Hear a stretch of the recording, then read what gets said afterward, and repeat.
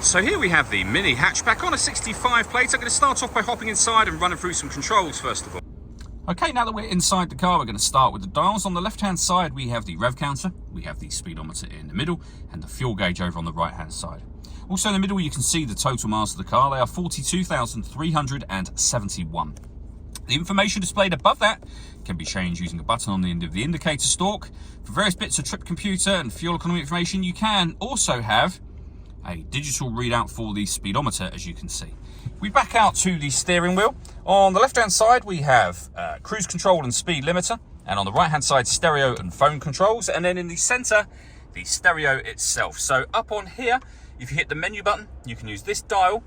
You'll be able to go through various options, and you can see which they are as you highlight them here. So you can pair your phone, access your radio, you can listen to your own music under the media heading. You'll see there when it comes to radio, we've got FM, DAB and AM available, and when you want to listen to your own music, USB and auxiliary input. So plenty of ways to listen to music. We have the main volume for the stereo just there. Beneath that, we have the dual zone climate control. So you can adjust the passenger temperature, the driver temperature, you can increase and decrease the fan speed, you can determine what direction you'd like the air to be distributed in, and when you're happy with those settings, you can turn your air conditioning on, and it's on when that light shows, of course. Same button to turn it off, or hit auto. The car will now maintain the temperatures you've asked for by taking full control of the fan speed for you. You can override that at any time you wish to. Just hit the auto button again, you'll go back to your own settings. Beneath that, we have the button to turn off the traction control.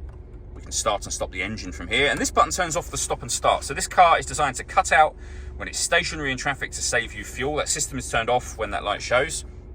We have a 12-volt charging socket, USB and auxiliary inputs, and then a 6-speed manual gearbox as well.